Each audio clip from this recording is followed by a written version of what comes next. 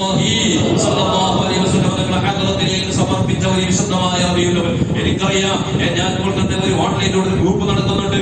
ആ ഗ്രൂപ്പിൽ തന്നെ ഈ റബീഉൽ അവ്വൽ 1 മുതൽ ഇന്നലെ കഴിഞ്ഞ വെള്ളിയാഴ്ച അതിന് പ്രത്യേക പ്രാർത്ഥനകൾ നടത്തി. 5 കോടി സ്വലാത്ത് ചുരുങ്ങിയ ആളുകൾ 100-200ഓളം വരുന്ന ആളുകൾ കൂടി ചൊല്ലിയ സ്വലാത്ത് 5 കോടി സ്വലാത്തുകളാണ്. ഇവിടെ പല രാജ്യത്തുമുള്ള തിരക്കുകൾ, ഗൾഫ് രാജ്യത്തൂടെ ചുട്ടുകൊള്ളുന്ന മരുഭൂമിയിലൂടെ ഒരു സെക്കൻഡ് നേരം വെളിവില്ലാത്തതിന്റെ ഇടയിൽ ആ രാത്രി സമയത്ത് ജോലി തിരക്കിൽ നിന്നിട്ട് ആ ജോലിയെല്ലാം കഴിഞ്ഞിട്ട് ഉറങ്ങുന്നതിന്റെ ഇടയിൽ അരമണിക്കൂർ സമയം ഇരുന്നുകൊണ്ട് 1000 സ്വലാത്ത് ചൊല്ലി ഓരോ ദിവസവും നബിയെ ചെയ്തുകൊണ്ട് ഈ വിശുദ്ധമായ പ്രവാചകനോട് പുറപ്പെടുവിപ്പിച്ച എത്രയോ നല്ലവരായ നിഷ്കളങ്കരായ പ്രവാചക പ്രേമികളായ ആളുകൾ നമുക്കിടയിലൂടെ ജീവിക്കുന്നത് കൊണ്ടാണ് പ്രപഞ്ചത്തിൽ നിന്ന് ഇറങ്ങി വരുന്ന സകലമായ പ്രശ്നങ്ങൾ നമുക്കറിയാം. റബീഉൽ അവ്വൽ മാസം വന്നത് മുതൽ തന്നെ നമ്മുടെ കർണാടകയുടെ നമ്മുടെ വാർത്ത തന്നെ വന്ന് മാറിയെന്ന് തന്നെ പറയാം. കൊറോണയെ പറ്റി ജനങ്ങൾക്കിടയിൽ ചർച്ചയില്ലാത്തൊരു വാർത്തയായി മാറിയിരിക്കുന്നു.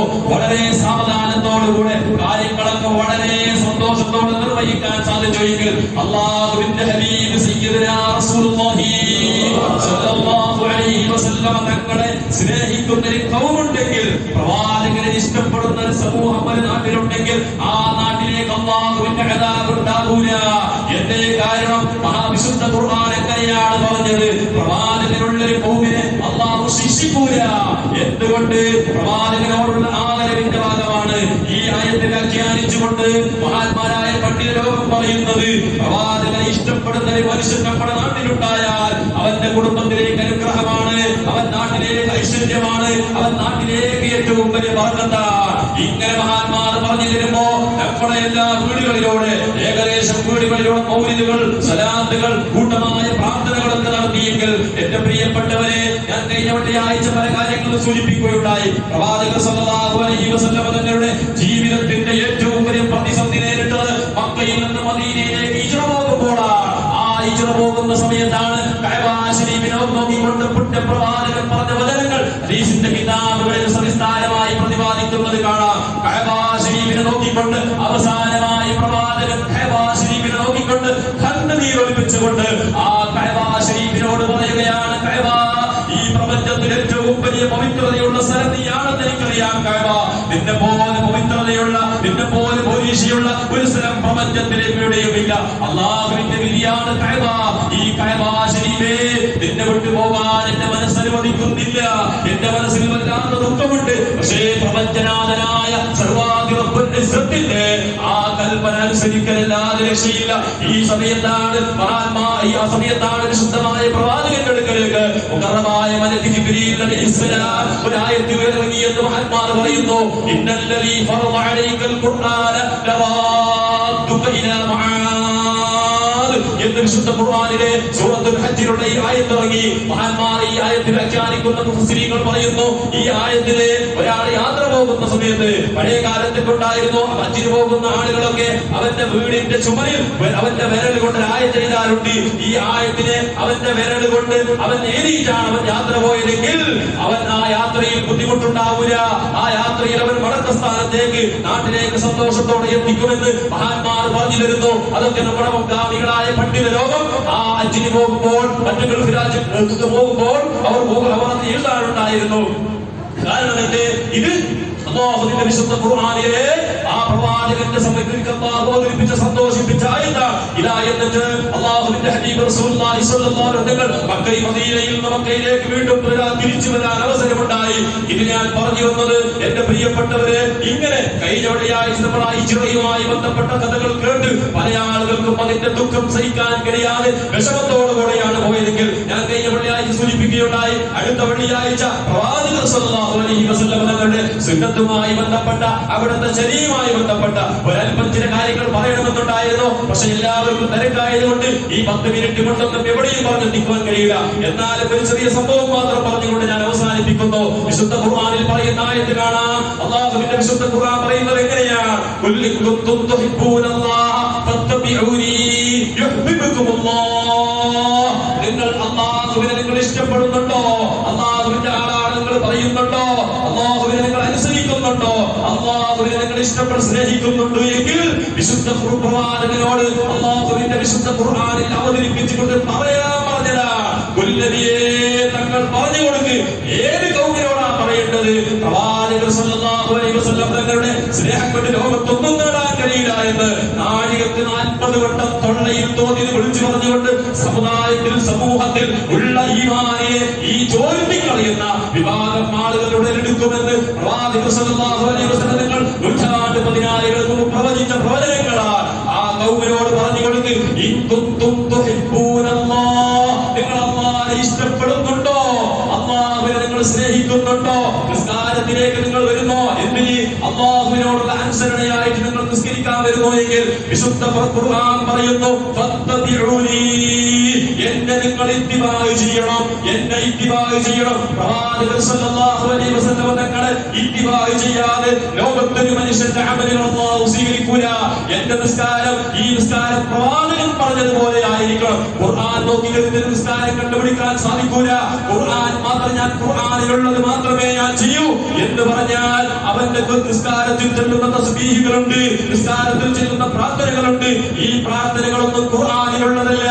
അതിൽ ഒരു ഭാഗം മഹാനായ സയ്യിദുനാ റസൂലുള്ളാഹി സ്വല്ലല്ലാഹു അലൈഹി വസല്ലം തങ്ങൾ പഠിപ്പിച്ചു തന്ന പ്രാർത്ഥനയാണ്. അതുകൊണ്ടാണ് സല്ലൂ കമാ റഅയ്തുമൂനി ഉസല്ലി, ഞാൻ നിസ്കരിച്ചതുപോലെ നിങ്ങൾ നിസ്കരിക്കണമെന്ന് വിശുദ്ധ പ്രവാചകൻ പഠിപ്പിച്ചത്.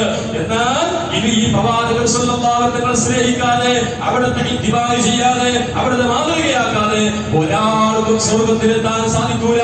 എവിടെയെല്ലാം അല്ലാഹുവിനെ അനുസരിക്കാൻ പറഞ്ഞിട്ടുണ്ടോ അവിടെയെല്ലാം അല്ലാഹു പറഞ്ഞത് അതിയുല്ലാഹ വഅതിയുർ റസൂൽ, അല്ലാഹുവിനെ നിങ്ങൾ അനുസരിക്കണം, ഭയപ്പെടണം. വഅതിയുർ റസൂല, റസൂലിനെ നിങ്ങൾ അനുസരിക്കണം. വമാ ആതാകുർ റസൂൽ ഫഖുദൂ, അല്ലാഹുവിന്റെ പ്രവാചകൻ എന്ത് നിങ്ങളോട് പഠിപ്പിച്ചോ അത് നിങ്ങൾ അതേ ജീവിതത്തിൽ പ്രാവർത്തികമാക്കണം എന്ന് ഖുർആനിന്റെ കൽപ്പനയാണ്. അപ്പോൾ നമ്മുടെ ജീവിതത്തിന്റെ സകല മേഖലകളിലൂടെ പ്രവാചകനെ മാതൃകയാക്കിക്കൊണ്ടായിരിക്കണം. സുന്നത്തുകൾ ചോദ്യം ചെയ്യപ്പെടുന്ന വിഭാഗം ആളുകൾ നമ്മുടെ സമൂഹത്തിലുണ്ടാകരുത്, നമ്മുടെ നാട്ടിലുണ്ടാകരുത്, നമ്മുടെ കുടുംബത്തിലുണ്ടാകരുത്.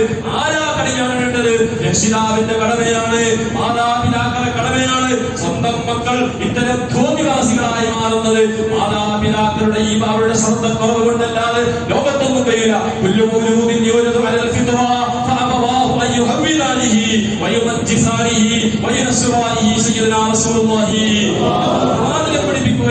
എല്ലാ കുഞ്ഞും ജനിക്കുന്നത് നിങ്ങളുടെ വീട്ടിലുള്ള ഒരു പക്ഷേ നിങ്ങൾ ഇന്ന് ഞങ്ങൾ പറഞ്ഞാൽ അനുസരിക്കുന്നില്ല എന്ന് പറഞ്ഞ് നിങ്ങൾ ബേജാറോടെ വീട്ടിലിരിക്കുന്നു എങ്കിൽ ആ കുട്ടി നിങ്ങളുടെ പഠിത്തത്തിൽ ഒരു സമയത്ത് നിങ്ങൾ അനുസരിക്കുന്ന പരിപൂർണമായി നിങ്ങളൊക്കെ ഒതുങ്ങിക്കിടക്കുന്ന ഒരു ചെറിയ കുഞ്ഞായിരുന്നു. അത് നിഷ്കളങ്കമായ ഹൃദയത്തോടുകൂടെയാണ് ആ കുഞ്ഞിനെ അല്ലാഹു പഠിച്ചത്. ആ കുഞ്ഞിനെ മാതാപിതാക്കളെ കയ്യിലേൽപ്പിച്ച് അവർക്ക് 2 കൊല്ലക്കാലം നടക്കാൻ കഴിയാത്ത കുഞ്ഞായിരുന്നു. ആ കുഞ്ഞിനെ എന്തിനാ രീതിയിലാക്കിയത് ചിന്തിക്കണ്ടേ?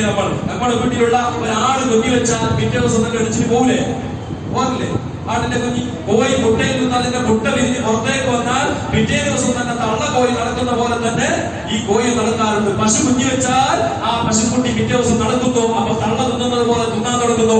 നമ്മുടെ വീട്ടിലുള്ള മക്കളോ ഇത്രയും വലിയ പവിത്രമാകപ്പെട്ട ഏറ്റവും അല്ലാഹു ആദരിച്ച മനുഷ്യ വിഭാഗത്തിന്റെ കുഞ്ഞി പ്രസവിച്ചാൽ 1.5 കൊല്ലക്കാലം ആ കുഞ്ഞിനിക്ക് ഒന്നും പറയാനറിയില്ല. ഉമ്മ എന്ന് വിളിക്കണമെങ്കിൽ 1 കൊല്ലം കഴിയണം. ഈ കുഞ്ഞി വലുതായി വലുതായി വലുതായി നടക്കാൻ പഠിക്കണമെങ്കിൽ നമുക്കറിയാം 1.5 വയസ്സുള്ള കുട്ടിയോ ആ കുട്ടിക്ക് നടക്കാൻ ഉമ്മ കൈ പിടിച്ചുകൊണ്ട് പ്രാക്ടിക്കൽ കൊടുക്കണ്ടേ? പ്രാക്ടിക്കലായി ഉമ്മ കൈ പിടിച്ച് നടത്തിന് ശീലിപ്പിക്കണം, എന്നാലേ നടക്കൂ. എന്റെ മനുഷ്യനല്ലാ ഇങ്ങനെയാക്കി നമ്മളെ കുട്ടിയെ നമ്മളെ പോലെ തന്നെ പ്രസവിച്ച കുഞ്ഞി ആടുകുട്ടിനെ പോലെ പിറ്റേ ദിവസം നടക്കുമായിരുന്നെങ്കിൽ ഒരു ഉപ്പാക്ക് കുട്ടിയെ കിട്ടൂല, അല്ലെ? ഒരു ഉപ്പാക്ക് മക്കളെ കിട്ടൂല. പ്രസവിച്ചിട്ട് പിറ്റേ ദിവസം ഉപ്പ ആചാരം ഭാര്യ പ്രസവിച്ച് ഹോസ്പിറ്റൽ ഡിസ്ചാർജ് മരക്കോത്തിന് പള്ളിയിൽ പോയി നിസ്കരിച്ച് നോക്കുമ്പോ കുട്ടിനെ കാണുന്നില്ല. എവിടെ പോയി? കുട്ടി അപ്പുറത്തവർക്ക് വീട്ടിൽ പോയി TV കാണാം. അങ്ങനെ അപ്പുറത്ത് പോയി വേറെ എവിടെ പോയി? ഇങ്ങനെ ഉണ്ടാവും. അല്ലാഹു ഹിക്മത്തുള്ളവനാണ്, അല്ലാഹു തന്ത്രശാലിയാണ്. അങ്ങനെ എന്തിനാ ഇങ്ങനെയാക്കി നമ്മളെ കയ്യിൽ ഒതുക്കി തന്നു. അങ്ങനെ 10 കൊല്ലക്കാലം 7 കൊല്ലക്കാലം അവരോട് കൽപ്പിക്കേണ്ട സമയം ആ കുട്ടിയെ നിങ്ങൾ വളർത്തണം. ആ സമയത്ത് തോന്നിവാസം പഠിപ്പിച്ചോ? അപ്പാച്ചി കട്ടിന്ന് പറഞ്ഞിട്ട് തോന്നിവാസം കൊണ്ടായിട്ട് ഏതോ ബാർബർ ഷോപ്പുകാരൻ ഉണ്ടാക്കി അവർക്ക് പൈസ ഉണ്ടാക്കാൻ വേണ്ടി പല കോലുണ്ടാക്കി ഇതിനെ കൊണ്ടായിട്ട് ആചാരം മോനെ കൊണ്ടായിട്ട് എങ്ങനെ മുടി കട്ട് ചെയ്യണം, എങ്ങനെയാ കാണിക്കാം? അവനിപ്പോ വേറൊന്നും അറിയില്ല. ആ ഫോട്ടോ കാണിച്ച് ഈ കൊരങ്ങിന്റെ മാതിരി ആക്കി തന്നാ മതി പറയാ. ഈ പരകിനെ മാതിരി ആ വീട്ടിലേക്ക് നല്ല സൂപ്പർ പരക് അല്ലെ? ഈ രീതിയിലല്ലേ നമ്മുടെ അവസ്ഥ? ഇതുകൊണ്ടാണ് സമുദായത്തിൽ തീരില്ലാതെ പോയത്. ഇവിടെ ഉസ്താദന്മാരെയോ ഇവിടെ പള്ളി കമ്മിറ്റിനെയോ നാട്ടിലുള്ള പ്രമാണികളെയോ പണ്ഡിതന്മാരെ കുറ്റം പറയേണ്ട. എന്തേ തീരില്ലാതെയായി? നിന്റെ മകനിക്ക് നീ ആദ്യമായി പഠിപ്പിച്ചുകൊണ്ട് തോന്നിവാസമാണ്. ഈ തോന്നിവാസം പഠിപ്പിച്ച മക്കൾ ഇസ്ലാമികമായ കൾച്ചർ അവർക്കുണ്ടാവൂല. അതുകൊണ്ട് പ്രിയപ്പെട്ടവരെ, പ്രവാചകന്റെ സുന്നത്ത് പഠിപ്പിക്കണം. പ്രവാചകൻ സ്വല്ലല്ലാഹു അലൈഹി വസല്ലത്തിന്റെ ചോദ്യം ചെയ്യുന്ന വിഭാഗത്തിന് ചെറിയ ചുട്ടമായ ഒരു ചെറിയൊരു സംഭവം പറഞ്ഞുകൊണ്ട് ഞാൻ അവസാനിപ്പിക്കാം. ഇന്ന് പല ആൾക്കാരും പറയും തലമറക്കണമെന്നില്ല. എന്തേ കാരണം? അത് അറബികളെ കൾച്ചർ അവന്റെ വരണം. അറബികളുടെ അറബി ആയതുകൊണ്ട് അവനെന്താക്കി തലമറിച്ച് നമ്മൾ മറക്കേണ്ടതില്ല. ഇത് നിന്റെ ഭൗതികവാദമാണ്, നിന്റെ ഭൗതികവാദമാണ്. അല്ലാഹുവിന്റെ റസൂൽ സ്വല്ലല്ലാഹു അലൈഹി വസല്ലം ചെയ്തതുപോലെയല്ല നമ്മൾ ചെയ്യൂല എന്ന് പറഞ്ഞാൽ അല്ലാഹുവിന്റെ റസൂൽ സ്വല്ലല്ലാഹു അലൈഹി വസല്ലം കാർപ്പറ്റിന്റെ പള്ളി നിസ്കരിച്ചിട്ടുണ്ട്. ഇങ്ങനത്തെ കാർപ്പറ്റുള്ള പള്ളി നമ്മൾ നിസ്കരിച്ചിട്ടുണ്ട്. റസൂലുള്ളാഹി സ്വല്ലല്ലാഹു അലൈഹി വസല്ലം കാരണം പോയി ചിന്തിക്കട്ടെ. ഗ്രാനൈറ്റ് ഇട്ട വീട്ടിൽ പെരുന്തങ്ങൾ താമസിക്കില്ല. അങ്ങനെ വിടുന്നൊക്കെ ചെയ്യാൻ പാടാതൊന്നും അത് അക്കാലത്തില്ലാത്തതാണ്, സഹാബത്ത് ചെയ്യാത്തതാണ്. ഏതെങ്കിലും ഒരു സഹാബത്ത് നമ്മുടെ നാട്ടിലുള്ള വലിയ വലിയ പ്രമാണികളുടെ വീടുണ്ട്. ആ വീട് പോലത്തെ ഒരു വീട് മദീനയിൽ അക്കാലത്ത് എവിടെയെങ്കിലും ഉണ്ടായിട്ടുണ്ടോ? ചെറ്റക്കുടിയിൽ താമസ സമയത്ത് എന്നാൽ അങ്ങനെ ചെയ്യുന്നെങ്കിൽ എന്ത് ചെയ്യണം? ഏതെങ്കിലും മരത്തിന് പോയിട്ട് ഈത്തപ്പഴ മരത്തിന്റെ മട്ടൽ കൊണ്ട് വന്നിട്ട് കുടിലുണ്ടാക്കി അത് താമസിക്കണം. നമ്മുടെ വിധങ്ങൾ ചെയ്ത പോലെ ഞങ്ങൾ ചെയ്യൂ എന്ന് പറയട്ടെ. ഇതൊക്കെ ഭൗതികമായ കാര്യത്തിനെത്തുമ്പോ അത് ഏതുമാകാം. ദീനിന്റെ കാര്യം പറയുമ്പോ സഹാബത്ത് ഒരു തോന്നിയോ, ഇസ്ലാം ബഹുമാനപ്പെട്ട ഷഫീമാൻ ഒരു തോന്നിയോ എന്ന് ചോദിക്കുന്നത് നമ്മളെ പൊട്ടന്മാരല്ല. നമ്മളെ ഈമാൻ പറയാൻ വെക്കരുത്. നിങ്ങൾ കേൾക്കണം. ബഹുമാനപ്പെട്ട അബ്ദുല്ലാഹ് ഇബ്നു ഉമർ റളിയല്ലാഹു അൻഹു. ആരാണ് അബ്ദുല്ലാഹ്? ഉമർ ഇബ്നു ഖത്താബ് തങ്ങളുടെ മോനാണ് അബ്ദുല്ലാഹ് ഇബ്നു ഉമർ എന്ന ചരിത്രത്തിൽ അറിയപ്പെടുന്ന സ്വഹാബി. ആ സ്വഹാബിയിൽ ഇതാ ഒരു സംഘം യാത്ര പോവുകയാണ്. വിജനമായ മരുഭൂമിയിലൂടെ യാത്രയ്ക്ക് പോയി. അങ്ങനെ ഒരു സ്ഥലത്ത് പിന്നിൽ ഓരോ യാത്രാ സംഘത്തിന് ഒരു ക്യാപ്റ്റൻ ഉണ്ടാകും, ലീഡർ ഉണ്ടാകും. ആ ലീഡർ പറഞ്ഞ പോലെ കേൾക്കണം. അതാണ് അതിന്റെ നിയമം ഇന്നുണ്ട്. കാരണം റസൂലുള്ളാഹി പറഞ്ഞ് യാത്ര പോകുന്നവർ അമീറിനെ നിയമിക്കണം. പത്താളും അജ്മീറിലേക്കോ അല്ലെങ്കിൽ മറ്റേ ബോംബെയിലൊക്കെ യാത്ര പോകുന്നു. എന്നാൽ ഇസ്ലാമിക സംഘത്തിന്റെ കൂട്ടത്തിൽ നിന്ന് ഒരാൾ അമീറാക്കണം. എന്നിട്ട് അമീർ പറഞ്ഞ പോലെ കേൾക്കണം. ഇത് ഇസ്ലാമിന്റെ നിയമമാണ്. ഇത് അവിടെ നമുക്ക് ഓരോരുത്തരും അങ്ങോട്ട് പോയി ഇങ്ങോട്ട് പോയി അവസാനം ഒന്നും മനസ്സിലാറില്ല. ഈ രീതിയിലാകുന്ന അമീറിന് അനുസരിക്കാത്തതുകൊണ്ട് അങ്ങനെ യാത്ര പോയി ഒരു സ്ഥലത്തേക്ക് എത്തുമ്പോൾ ഒട്ടകത്തിന്റെ കടിഞ്ഞാണ് പിടിച്ചു. ഒട്ടകത്തിന്റെ കടിഞ്ഞാണ് പിടിച്ചു എന്ന് പറഞ്ഞാൽ എന്താണ്? ബ്രേക്ക് ചവിട്ടി, ബ്രേക്ക് പിടിച്ചു, വണ്ടിന്റെ ബ്രേക്ക് പിടിച്ചു. അങ്ങനെ ഒട്ടകം സ്റ്റോപ്പായി. ഒട്ടകത്തിലൂടെ തോൽപാത്രത്തിൽ സൂക്ഷിച്ചു വെച്ചിരുന്ന കുടിക്കാനും അവർക്ക് ഉദവ് ചെയ്യാനും ആയി വലിയ പാത്രത്തിൽ വെള്ളമുണ്ടായിരുന്നു, തോൽപാത്രം. ആ തോൽപാത്രത്തിനെ ബഹുമാനപ്പെട്ട അബ്ദുല്ലാഹി ഇബ്നു ഉമർ റളിയല്ലാഹു അൻഹു തന്റെ കൈകൊണ്ട് എടുത്തു വിജനമായ മരുഭൂമിയിലേക്ക് ഒഴിച്ചു കളഞ്ഞു. സ്വഹാബത്തിന്റെ അഭിപ്രായ വ്യത്യാസമായി. അമീർ ഞങ്ങളെ വഞ്ചിച്ചിരിക്കുന്നു. വിജനമായ മരുഭൂമി എന്ന് പറഞ്ഞാൽ ഈ കാലം പോലെ പോയ തോടുകളൊന്നും ഇല്ലാത്ത ഒറ്റമായി ചുട്ടുകൊള്ളുന്ന മരുഭൂമിയാണ്. എവിടെയും വെള്ളം കിട്ടൂല. അങ്ങനെ ഞങ്ങൾക്ക് കുടിക്കാൻ വേണ്ടിയുള്ള വെള്ളത്തിനെ വഞ്ചിച്ചിരിക്കുന്നു എന്ന് പറഞ്ഞിട്ട് സ്വഹാബത്തിന്റെ ഇടയിൽ അങ്ങോട്ട് നമ്മൾ അങ്ങോട്ട് ഇങ്ങനെ സംസാരിക്കാൻ തുടങ്ങി ഓരോ ആളുകൾ. അങ്ങനെ കൂട്ടത്തിൽ ഒരാൾ പറഞ്ഞു, നമ്മൾ ഇങ്ങനെ സംസാരിക്കുന്നത് അമീറിനെതിരെ സംസാരിക്കുന്നത് ശരിയല്ല, നേരിട്ട് പോയി ചോദിക്കാം. അങ്ങനെയാണ് വേണ്ടത്. എന്താണ് അഭിപ്രായം, എന്താണ് കാര്യം, ഒന്ന് നേരിട്ട് പോയി ചോദിക്കാം. അങ്ങനെ ബഹുമാനപ്പെട്ട തങ്ങളോട് ആ കൂട്ടത്തിലുള്ള ഒരു സഹാബി പോയി ചോദിച്ചു, എന്താണ് നിങ്ങൾ ചെയ്തത്? നിങ്ങളുടെ വഞ്ചനയല്ലേ ഇത്? ഞങ്ങൾക്ക് കുടിക്കാനും ഉദവ് ചെയ്യാനും സൂക്ഷിച്ചിരുന്ന വെള്ളത്തെ വിജനമായ മരുഭൂമിയിലേക്ക് നിങ്ങൾ ഒഴിച്ചു കളഞ്ഞത് ഏറ്റവും വലിയ അക്രമമല്ലേ? അല്ലാഹുവിന്റെ റസൂൽ സ്വല്ലല്ലാഹു അലൈഹി വസല്ലം തങ്ങളുടെ ഏറ്റവും ഇഷ്ടപ്പെട്ട സഹാബിയായ ബഹുമാനപ്പെട്ട ഇബ്നു ഉമർ റളിയല്ലാഹു അൻഹു അവിടെ പറയുന്ന സ്വഹാബ, നിങ്ങൾ ചർച്ച ചെയ്യേണ്ടതില്ല, അഭിപ്രായ വ്യത്യാസമാകേണ്ടതില്ല. ഞാൻ എന്തിനെ വെള്ളം ഒഴിച്ചു എന്നറിയോ?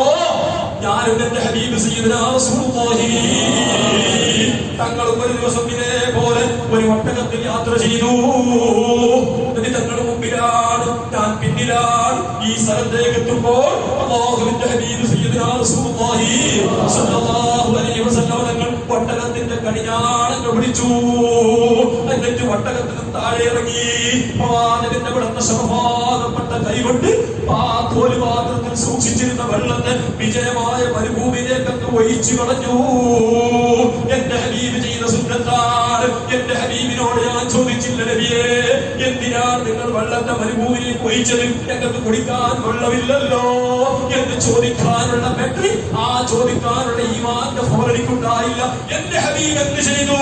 അത് സുന്നത്താണ്.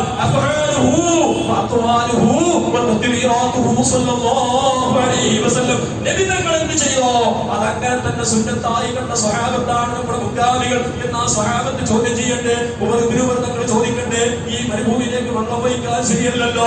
സ്വഹാബത്ത് പറയണ്ടേ നബി തങ്ങൾ എന്തെങ്കിലും കണ്ടിട്ട് വഹിച്ചതായിരിക്കാം, അല്ലെങ്കിൽ വെള്ളത്തിൽ എന്തെങ്കിലും പോയിസന് കൂടിയിട്ടുണ്ടാകും, വെള്ളത്തിൽ വിഷം കലർന്നത് കൊണ്ട് അതിന്റെ അമാനുഷികത കൊണ്ട് മനസ്സിലാക്കി വെള്ളം വഹിച്ചതാണ്. നിങ്ങൾ എന്തെങ്കിലും പൊട്ടത്തരം ചെയ്യുന്നു? സ്വഹാബത്ത് ചോദിച്ചില്ല.